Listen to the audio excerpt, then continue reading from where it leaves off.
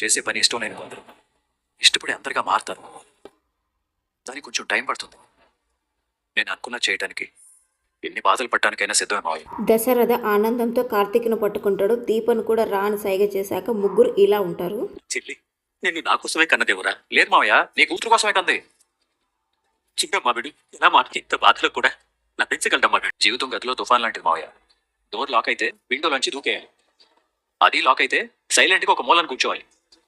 మనిషికి ఓర్పుకు మించిన ధైర్యం లేదు. ఇప్పుడు మనం ఎంతో ఓర్పుగా ఉంటే ఈ సమస్యను అంత ధైర్యంగా దాటొచ్చు. దాటాలంటే అడుగు ముందుకే వెళ్తాం. పదండి పదండి వెళ్దాం. నా కొడుకుతో కానీ నా కోడలతో కానీ నేను మాట్లాడిన దాంట్లో తప్పేమైనా ఉందా నాన్న? మన జీవితంలో కొన్ని సంఘటనలు తెర మీద జరుగుతున్న కథలు లాంటివి.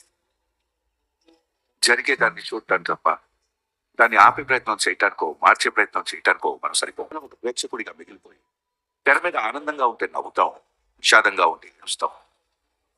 నేను ఇక్కడ జరిగే కథకి కేవలం ప్రేక్షకుడినమ్మా. అంటే జరిగిన దాంట్లో నీకు తప్పేం కనపడటం లేదా నాన్న?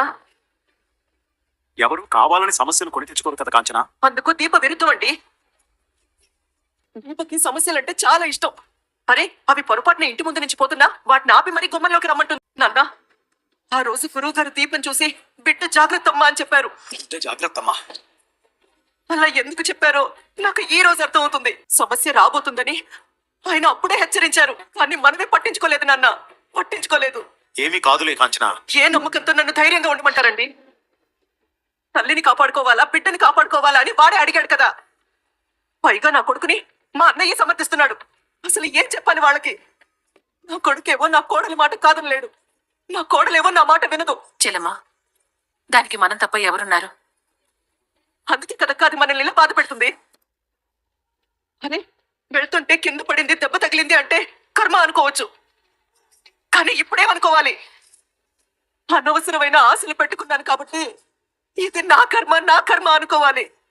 చెల్లమ్మా, కాంచన, అవును నాన్న, దీపం నెల తప్పింది అని తెలియగానే నా కళ్ళకొచ్చిన మా అమ్మ నా కళ్ళ ముందుకి రాబోతుంది అనుకున్నాను. ఇప్పుడు చూడు, నా కోడలు మరొకసారి మా అమ్మని చంపేసేలా ఉంది. నేను ఇలాంటి ఆశలు పెట్టుకోవడం తప్పే. నేను అత్తగారిని కాబట్టి నా సంగతి వదిలేయండి.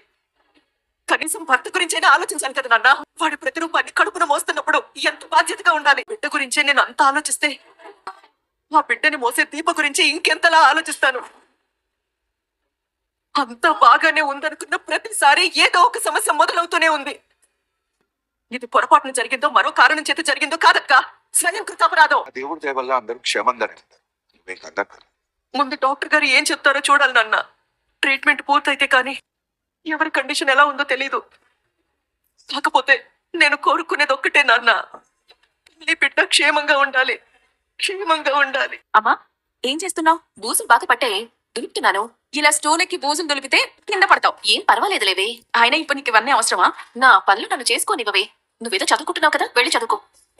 పెద్ద సాయం చేసేదానిలాగా ఈ పనులన్నీ నీకు అవసరమా అని అడుగుతోంది. ఎప్పుడు సాయం చేయనట్టు మాట్లాడతావు? తెగ చేస్తావు. మరి ముందు నువ్వు దిగో, నేను దులుపుతాను. చేతిలో పుస్తకం పట్టుకుని అటు ఇటు తిరగడం కాదే బూజును దులపడం అంటే. మరి మాకు తెలియదు ఈ పనులన్నీ. అసలు ఎప్పుడు చేసావే నువ్వు? మా ఆయనతో ఇంట్లో ఉన్నప్పుడు. ఆగిపోయావే చెప్పు.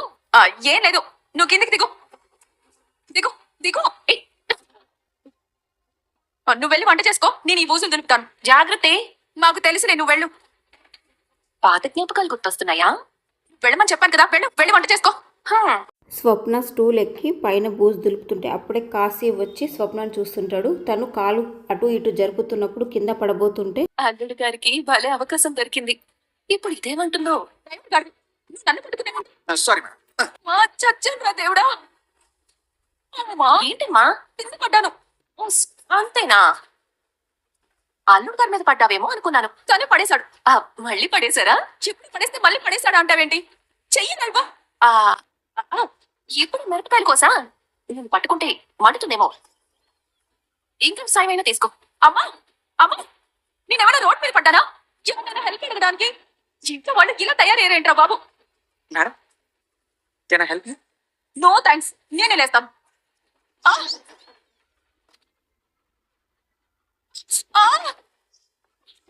అమ్మా అమ్మా, పట్టుకుని ఒక తప్పు చేశావు, పడేసి ఇంకో తప్పు చేశావు. అసలు నేను ఎవరు లోపలికి రమ్మన్నారు? మేడం గారు కూరగాయలు తెమ్మంటే తీసుకొచ్చాను. అందుకు నువ్వు లోపలికి రావాలా? వచ్చాను కాబట్టి పట్టుకున్నాను, లేదంటే డైరెక్ట్ గా నేల మీద పడేదాన్ని. నడుము విరిగాడు. మీ చేతుల్లో పడ్డం కంటే నేల మీద పడి నడుము విరగొట్టుకోవడమే నయం. అయితే మరోసారి ట్రై చేయండి. కామెడీనా? మీరైతే సీరియస్ గానే ట్రై చేస్తున్నారుగా. ఇలాంటి మాటలతో దగ్గర అవుదాం అనుకుంటున్నావేమో. ఏ దగ్గర అవుతారేమోనని ఫీలింగ్ మీకు కలుగుతుందా? ఎప్పటికీ కలగదు. మనసులో ఉంటేనే మాటలతో బయటకు వస్తుంది. ఇప్పుడు నా మనసులో నీ గురించి ఏ ఆలోచన లేదు. కానీ ఇప్పుడు వచ్చింది కదా. ఎప్పటికీ రాదు.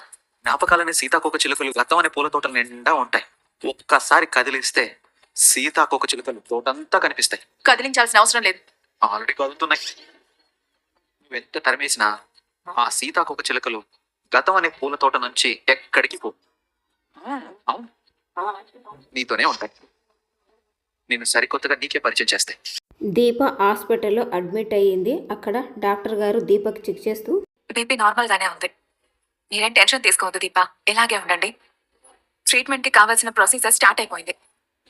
ఆపరేషన్ పూర్తయ్యే వరకు మీరు హాస్పిటల్లోనే ఉండాలి. అలాగే డాక్టర్, మీరు ఇక్కడే ఉండండి. ఈ రోజు నుంచి ఇదే మీ రూమ్. ఏం అవసరం వచ్చినా నర్స్తో చెప్పండి, లేదా నాకు ఫోన్ చేయండి. అలాగే డాక్టర్, టేక్ రెస్ట్. దశరథ్ గారు, చెప్పండి డాక్టర్. సుమిత్ర గారిని ఎప్పుడు హాస్పిటల్లో అడ్మిట్ చేయాలో నేను మీకు చెప్తాను.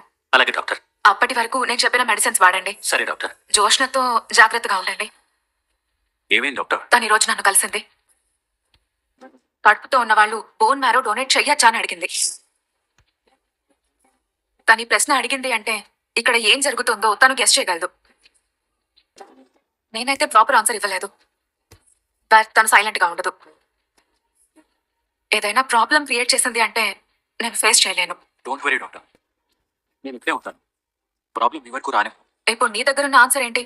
నా భార్య ప్రెగ్నెంట్, ట్రీట్మెంట్ కోసం అడ్మిట్ అయింది. మీరు ఇదే చెప్పండి. ఓకే కార్తిక్, ప్రొసీజర్ స్టార్ట్ అయింది కాబట్టి దీపని అబ్జర్వేషన్ లో ఉంచి మెడికేషన్ ఇస్తుంటాము. ఒక నార్మల్ పర్సన్ అయితే ఇంత కేర్ గా ట్రీట్ చేయాల్సిన అవసరం లేదు. But she's pregnant. ఏదైనా ఇన్ఫెక్షన్ అయితే తల్లి కూడా ప్రమాదమే. ఇలాంటి మాటలు వినడానికి ఈ తండ్రి సిద్ధంగా నేను ఒక ప్రశ్న అడుగుతాను, సమాధానం చెప్పండి. నా కూతురు కడుపులో బిడ్డ, ఇద్దరు బతకాలి. అందుకు నేనేం చెయ్యాలో చెప్పండి. మీరేం చేస్తారో చెప్పండి. ఛాన్స్ ఉంటే వదిలేస్తానా సార్? నేను ఒక ఆడదాన్నే కదా. బిడ్డ పోతే ఆ బాధ ఎలా ఉంటుందో నేను అర్థం చేసుకోగలను. మీరైతే హోప్స్ పెట్టుకోకండి ప్లీజ్. బాధపడకు మావయ్య, నా చెల్లి ఎన్నో జాగ్రత్తలు చెప్పిందిరా తనకు ఏమి కావద్దని. కూతురు కడుపులో ఉన్న బిడ్డ బతకాలని కోరుకున్నాను. ఇక్కడ నా ఆశల్ని బతికించే వాళ్లే కాదు, నమ్మకాల్ని బతికించే వాళ్ళు కూడా లేరు. ఇంకా నేను నా చెల్లికి నా మొహం చూపించలేను. మావయ్య, మనం చీకట్లో నిలబడి ఉంటే వెలుగు కోసం ఎదురు చూడాలా, చీకట్లో ఉన్నామని బాధపడాలా? ఒకటి ఆశ, రెండు నిరాశ. మనకి పరిచయం లేని ఒక రూపం దీప కడుపులో పెరుగుతుంది. మన కళ్ళ ముందు బతుకు కోసం పోరాడుతుంది. ఒకటి నీ మనవరాలు, రెండు నీ భార్య. చావు అంచు నిలబడి తీసుకునే నిర్ణయాలు చావు కంటే ఘోరంగా బాధిస్తాయి. కానీ ఆగిపోవటం కంటే ముందుకు వెళ్ళటమే మంచిది మావయ్య. పద. బావా, వెళ్ళిపోతున్నావా? నేనెక్కడికి వెళ్తాను దీపా? ఇంటికెళ్ళి క్యారేజ్ తీసుకొస్తాను. అత్తయ్యకి ఏం చెప్తావు? అమ్మ మొహం చూస్తే నిజం చెప్పలేను, సౌర్యకి ఏం చెప్తావు? దాని మొహం చూస్తే అబద్ధం కూడా చెప్పలేను. నీకోసం ఎదురు చూస్తూ ఉంటాను. త్వరగా వచ్చాయి బావా. అలాగే. వెళ్ళండి నాన్న. సరేనమ్మా, పద మావయ్య. నాన్న, ఏంటమ్మా? వీటి గురించి డాక్టర్ గారితో ఏమైనా మాట్లాడావా? అవన్నీ నేను వచ్చాక భోజనం చేస్తూ మాట్లాడుకోను. మావయ్య పెడదాం పద. ఉంటానమ్మా. నాన్న, అమ్మ జాగ్రత్త. అన్నట్టు నా కూతురే నీ ఇంటి కోడలేంది. వీలైనంత త్వరగా నీ వీటికి నువ్వు చేరుకుంటే మంచిది, లేదంటే చివరికి ఏ గూడు మిగలదు. దీప పని మనిషిని ఎవరు చెప్పారు? దీప పని మనిషి కాదు. మళ్ళీ బ్లడ్ వస్తుందా డాడీ? నుంచి మేము రావట్లేదు సార్. డాక్టర్ గారు మామూలు రెస్ట్ తీసుకోమన్నారు. కడుపులో ఉన్న బిడ్డని వదిలించుకోవాలనుకుంటోంది. ఒరిజినల్ ఎప్పుడు ఒరిజినలే, ఫేక్ ఎప్పుడు ఫేకే. జరిగినవన్నీ ఆలోచిస్తే నేనేమని అర్థం చేసుకోవాలి? వాళ్ళకి నిజం తెలియడం వల్ల ఇలా చేస్తున్నారని అనుకోవాలా, లేదా నేను ఇలా అనుకునేలా అవన్నీ జరుగుతున్నాయా? డాడీని రెచ్చగొట్టి తనకేం తెలుసో చెప్పించాలి. Hi daddy. సుమిత్ర టాబ్లెట్ వేసుకుందా? అదేంటి డాడీ, మీ మమ్మీ టాబ్లెట్ వేసుకుందా అని అడిగేవాడివి, ఇప్పుడేంటి కొత్తగా అడుగుతున్నావు? రెండు ఒకటే కదా. నువ్వెక్కడికి వెళ్ళావు డాడీ? చిన్నప్పటి నుండి వెళ్ళాను. అదే ఎక్కడికో తెలుసుకుందామని అడుగుతున్నాను. జ్యోత్స్న, కొన్ని విషయాలు ఎంతవరకు అడగాలో అంతవరకు అడగాలి. రెస్టారెంట్ కి ఫోన్ చేస్తే నువ్వు రాలేదని చెప్పారు. మరి నువ్వు ఎక్కడికి వెళ్ళావో ఓ కూతురుగా అడిగే రైట్ నాకు లేదంటావా? నేను ఎక్కడికి వెళ్ళానో నీకు తెలియాలి, అంతే కదా? హాస్పిటల్కి వెళ్ళాను. ఎందుకు? దీపని అడ్మిట్ చేయడానికి. దీపకేమైంది? అవన్నీ నీకెందుకు? నేను చెప్పేది అదే డాడీ. దీప గురించి ఆలోచించడానికి ఆవిడ భర్త ఉన్నాడు, ఆవిడ అత్తగారుంది, మావయ్య ఉన్నాడు, మేనత్తుంది. కానీ మా మమ్మీ గురించి ఆలోచించడానికి నువ్వు నేను మాత్రమే ఉన్నాం. నువ్వు మమ్మీ గురించి ఆలోచించకుండా ఎవరినో హాస్పిటల్ చుట్టూ తిప్పాల్సిన పనేంటి? ఎవరినో కాదు, దీపని. దీప అంటే తనేమైనా మీ అన్న కూతురా, తమ్ముడు కూతురా? ఈ ఇంటి పని మనిషి. జ్యోత్స్న, ఒక పని మనిషి కోసం మీరు వెళ్ళాల్సిన అవసరం ఏంటి? దీప పని మనిషి కాదు. నాకు మాత్రం పని మనిషే. దీప పని మనిషి కాదు. నాకు మాత్రం పని మనిషే. ఎందుకు చూసినా అలా రెచ్చిపోయి మాట్లాడుతున్నావు? దీప ఈ ఇంటి పని మనిషి కాదు. దీప పని మనిషి కాదు. దీప ఇంటి పని మనిషే. దీప పని మనిషి కాదు. అయితే ఎవరో చెప్పు. దీప ఎవరంటే? దశరథ, ఏంట్రా ఇది? అంత గట్టిగా అరిస్తావు ఎందుకు? ఏమైంది నీకు? తాత రాంగ్ టైంలో వచ్చా. నా అంచనా కరెక్టే. డాడీకి ఏదో క్లారిటీ వచ్చింది. అది కాదు నాన్న. ఏం కాదు, జ్యోత్స్న అన్న పద్ధతి సరిగ్గా లేదు, కానీ అడిగిన పాయింట్ కరెక్టే కదా. నువ్వు జ్యోత్స్నాన్ని సమర్థిస్తున్నావా నాన్న? నేను ఎవరిని సమర్థించను రా. దీప సంగతి కార్తీక్ చూసుకుంటాడు, కానీ నువ్వు తోడుగా వెళ్ళింది దీప కడుపులో ఉన్న బిడ్డకి చిన్న సమస్య ఉంది కాబట్టి. ఏంటి మావయ్య గారు, కడుపులో ఉన్న బిడ్డకి సమస్య? అలాంటిదేమీ లేదు సుమిత్ర. కాస్త కడుపులో నొప్పిగా ఉందంటే హాస్పిటల్లో అడ్మిట్ చేశారు, అంతే. అంతే కదా నాన్న? అంతే. సుమిత్ర, నువ్వు లోపలికి వెళ్ళు. అది కాదండి. ముందు నువ్వు లోపలికి వెళ్ళు సుమిత్ర. నాన్నతో బిజినెస్ గురించి మాట్లాడాలి. సరేనండి, ఇప్పుడు బానే ఉంది కదా? తనకేమీ కాదు. నా గురించి కూడా దీప కంగారు పడుతూ ఉంటుంది. నాకేం కాదని దీపకి చెప్పండి, క్షేమంగా ఉంటాను. దీప పిల్లలతో కూడా నేను ఆడుకుంటాను. అవును సుమిత్ర, నీ మాటలన్నీ నిజం కావాలని ఆ పరమశివుణ్ణి కోరు. అన్నీ నిజమవుతాయండి. కడుపులో బిడ్డకి ఏం కాదని దీపకి నా మాటగా చెప్పండి. అలాగే సుమిత్ర, ఈ చివరి మాట తప్పకుండా చెప్తాను. దీప గురించి సుమిత్రతో ఏమీ చెప్పొద్దు. దీపకేం కాదు దశరథ. డాక్టర్ గారు ఏమైనా చెప్పారా? నాన్న, డాక్టర్ గారు కూడా నువ్వన్నదే చెప్పారు. దశరథ మాట మారుస్తున్నాడు. ఏదో ఏ ప్రాబ్లం లేనప్పుడు మమ్మీ దగ్గర ఏం దాచాలి? కొన్ని ఎప్పుడు చెప్పాలో అప్పుడే చెప్పాలి జ్యోత్స్న. నేను చెప్పే టైం కోసం ఎదురు చూస్తున్నాను. ఏంటి డాడీ? డాడీకి అంత తెలిసినట్టుంది, అందుకే ఇలా మాట్లాడుతున్నాడు. నేను అర్జెంటుగా దాసును కలవాలి, దాసుతో మాట్లాడితే కానీ నాకు క్లారిటీ రాదు అని ఇక్కడ జ్యోత్స్న అంటుంది. ఇది ఈరోజు ఎపిసోడ్ అండి. ఇప్పటికైనా లైక్ చెప్తే లైక్ చేయండి, అలాగే నచ్చితే ఛానల్ని సబ్స్క్రైబ్ చేసి చూస్తారని ఆశిస్తున్నానండి. థ్యాంక్ యూ అండి.